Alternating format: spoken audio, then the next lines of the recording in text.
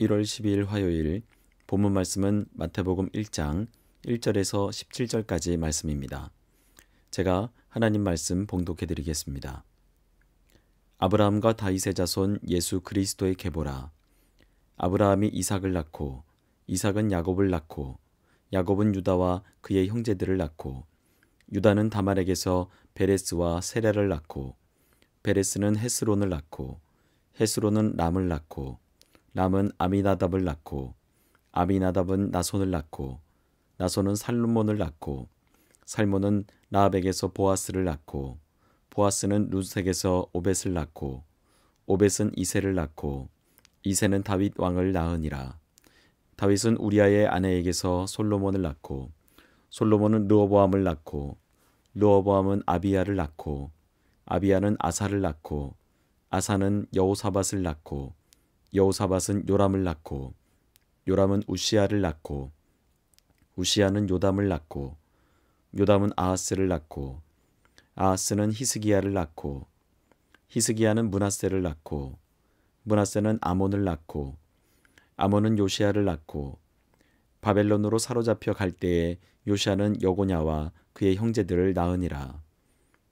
바벨론으로 사로잡혀 간 후에 여고냐는 스알디엘을 낳고 스알디엘은 수룹바벨을 낳고 수룹바벨은 아비훗을 낳고 아비훗은 엘리야김을 낳고 엘리야김은 아소르를 낳고 아소르는 사독을 낳고 사독은 아킴을 낳고 아킴은 엘리훗을 낳고 엘리훗은 엘리아사를 낳고 엘르아살은 mat단을 낳고 mat단은 야곱을 낳고 야곱은 마리아의 남편 요셉을 낳았으니 마리아에게서 그리스도라 칭하는 예수가 나시니라.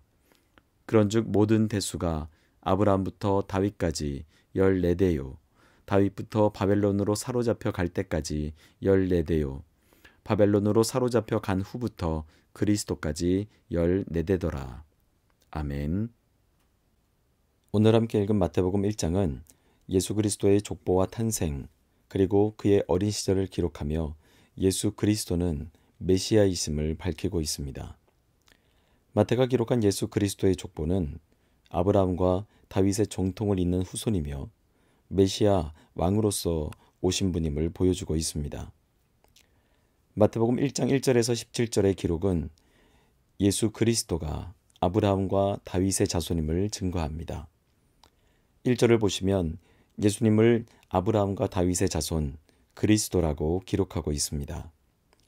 이것은 구약 성경 전체의 핵심을 요약한 것인데 그 안에는 이제 신약에서 오랜 시간 기다려온 하나님의 언약인 메시아, 즉 하나님의 나라를 회복할 자, 그리고 그 백성들을 구원할 분은 바로 예수 그리스도이심을 기록하고 있습니다.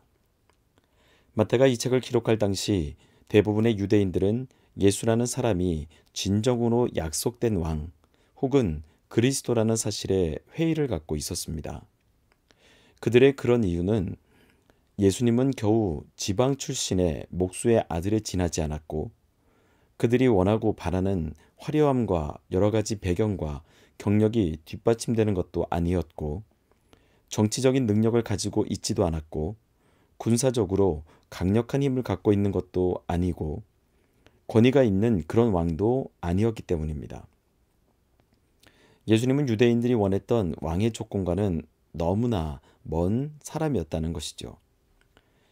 유대인들은 무언가 자랑할 만하고 능력 있는 왕을 기다렸지만 예수님은 그런 분이 아니라는 것이었습니다. 그런 예수님을 메시아, 왕이심을 입증하기 위한 증거로 마태는 예수님의 족보, 즉 아브라함과 다윗과 핏줄로 연결되어 있음을 보여주는 족보를 제시하고 있는 것이었습니다. 하나님 언약의 그리스도는 반드시 이 두 역사적 인물의 공동 후손인 것을 증명할 수 있어야 하기에 예수님의 족보는 그런 의미에서 매우 중요한 것이었습니다. 사람들은 왕과 관련하여 그가 어디서 왔는지, 누구의 후예인지를 궁금해했습니다. 저와 여러분은 오늘 본문 1절에서 17절까지 말씀에 이름만 기록되어 지루할 수 있지만 유대인들에게는 그렇지 않았습니다. 족보에 실린 이름만으로도 그들의 궁금증과 하나님의 섭리와 은혜를 알 수 있기 때문입니다. 또한 그 당시 사람들은 기억과 구존으로 전해지는 역사에 의존해야 했기에 마태는 그리스도의 족보를 14대씩 3번에 나누어 기록하고 있습니다. 이 3번은 각각 차례대로 크게 분류가 될 수 있는데 왕국 이전, 그리고 왕국 시대, 또 하나는 왕국의 멸망과 바벨론 포로기까지 조상 하나하나를 언급하지 않고 각 세대를 조직적으로 기억에 남을 수 있도록 기록한 것입니다. 또 한 가지는 마태는 예수님의 족보를 작성하는 중에 놀라운 내용을 이곳저곳에 삽입했던 것을 볼 수 있습니다.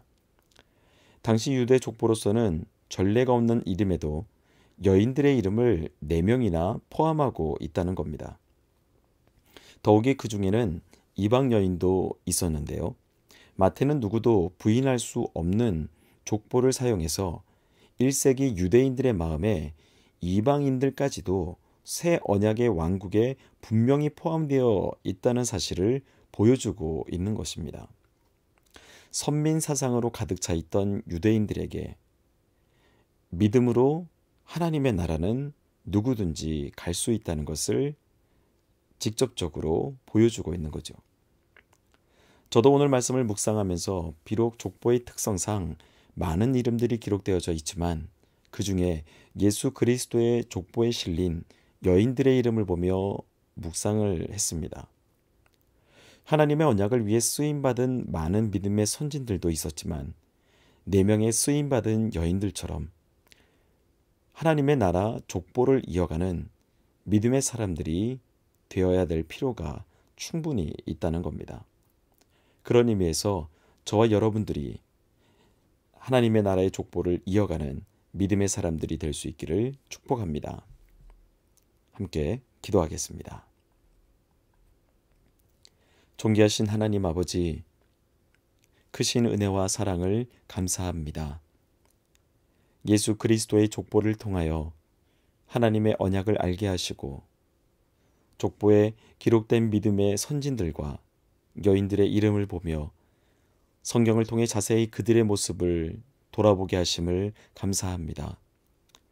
저희로 이들과 같이 하나님의 나라 족보를 이어가는 믿음의 사람들이 되게 하여 주시고 현재의 상황과 시국에 지치지 않고 믿음으로 살아가는 것에 기쁨과 감사가 가득한 하루하루를 살아낼 수 있도록 인도하여 주옵소서. 오늘도 주님과 함께 동행하는 복된 날이 되기를 소망하옵고 이 모든 말씀 예수 그리스도의 이름으로 기도하옵나이다. 아멘.